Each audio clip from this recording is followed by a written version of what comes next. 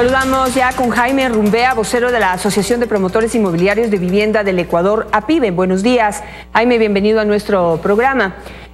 Bueno, desde su sector también se ha expresado un rechazo frontal al proyecto de ley de plusvalía. Esto, aunque se supone que la ley los beneficia. ¿Por qué oponerse entonces? Bueno, Janet, primero que nada, buenos días.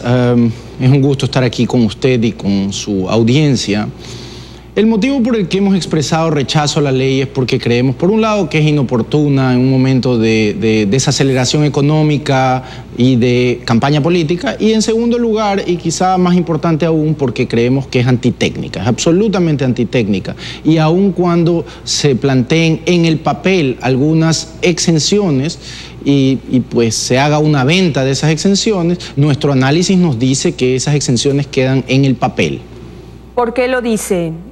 ¿Cuál sería como la ruta que va a recorrer esta ley una vez sea aprobada?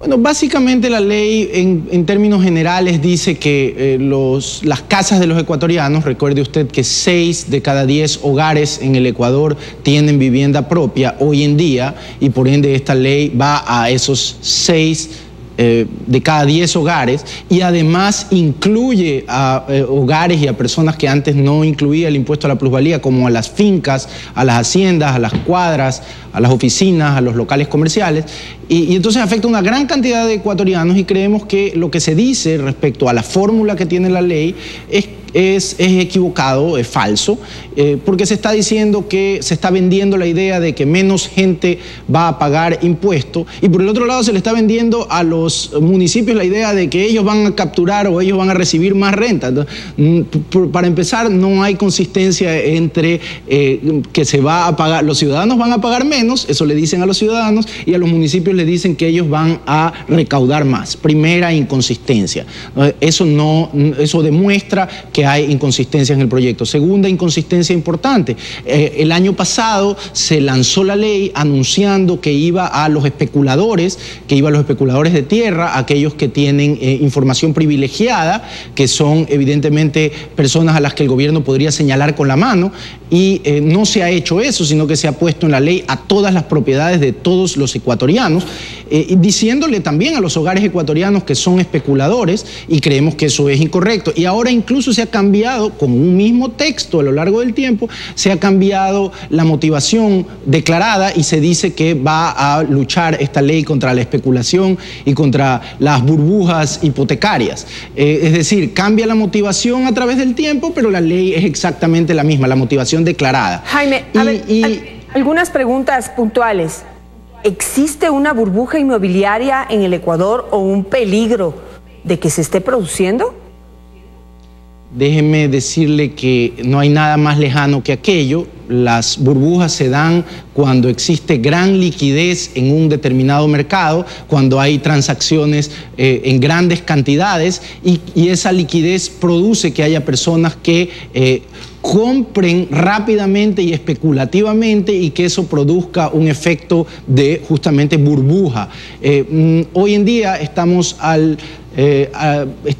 comercializando como sector, estamos a la mitad, estamos al 50% del número de transacciones de reserva de vivienda que se suscribían el año pasado, que se firmaban el año pasado, lo que demuestra que estamos más lejos que nunca, o más lejos que en los últimos 15 años, de una burbuja.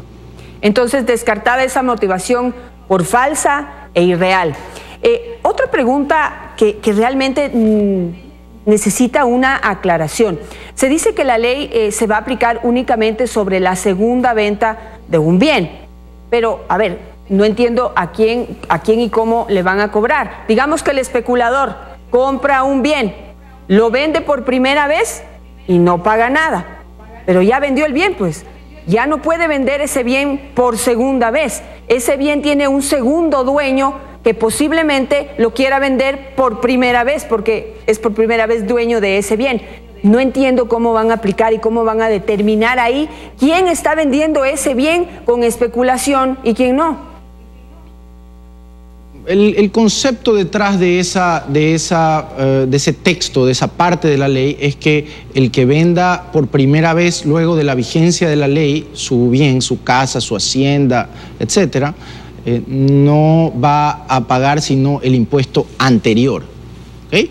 Pero el que le compra es el que va a tener que pagar el nuevo impuesto.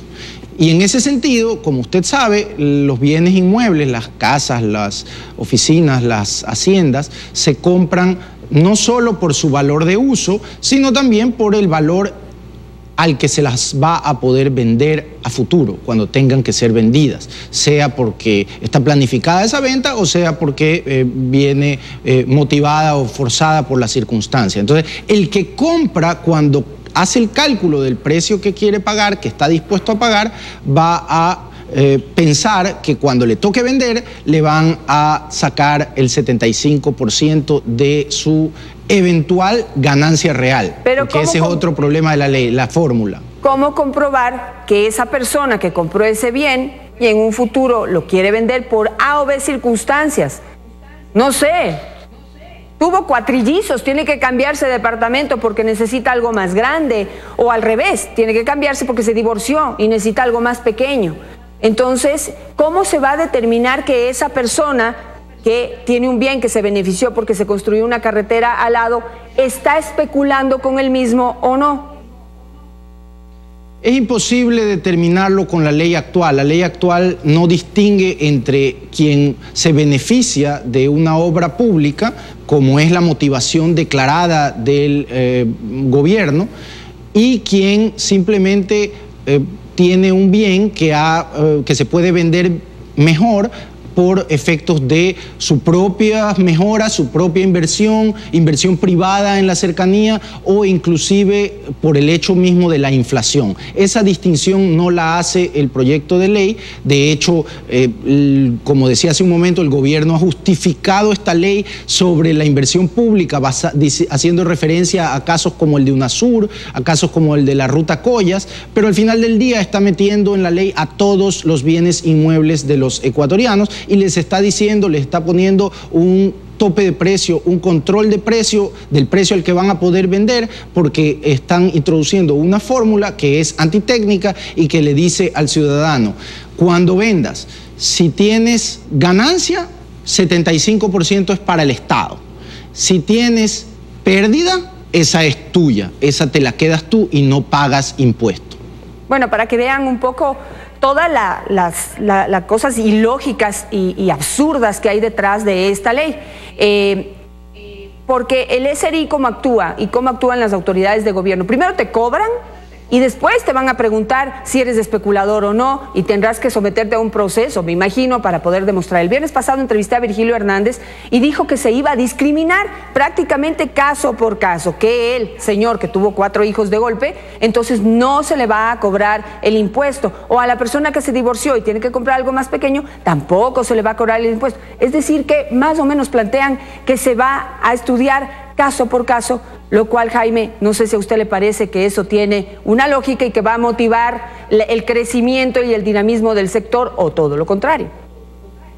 Se está diciendo toda clase de cosas. Lo que es importante que los ecuatorianos sepan es que la ley, tal como está redactada, no ataca a los especuladores de suelo como se dice que ataca, sino que ataca a todos los ecuatorianos. Y esa es nuestra preocupación, porque el sector produce casas, construye casas, las ofrece a los ecuatorianos. Hemos tenido logros muy importantes en estos últimos años, entre otras cosas, como producto de las políticas públicas, y hoy esta ley parece ser una estocada que busca frenar el acceso a vivienda de una manera abrupta, y no entendemos a qué viene, no entendemos por qué al hogar que hoy en día ahorra en vivienda, en el Ecuador los hogares no ahorran en acciones. ¿Cuántos televidentes tienen acciones? ¿Cuántos televidentes tienen pólizas? Los hogares ahorran en su casa, y por ende nosotros creemos que al menos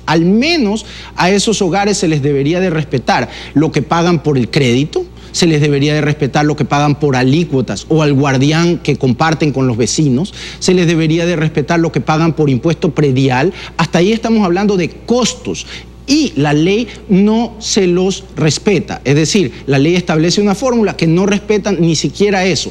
Peor aún, el efecto de la inflación en sus viviendas, en sus ahorros. Y por ende, la fórmula cuando el gobierno dice que va a cobrar menos impuestos, y aquí ojo, dice que van a cobrar menos impuestos a los ciudadanos, pero a los municipios les dicen que lo que se recaude va a ir para ellos. Ahí hay una contradicción evidente.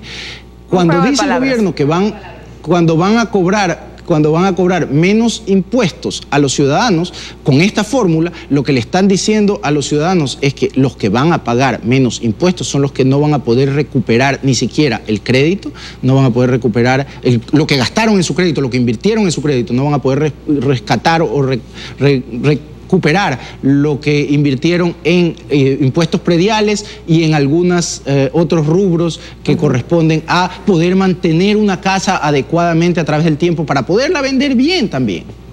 Perfecto, muchísimas gracias a Jaime Rumbea por su opinión esta mañana sobre la ley de plusvalía, que también es un enredo, que nadie le entiende. Él les había pedido un espacio para poder venir a explicar su punto de vista. Bienvenidos aquí para poder hacer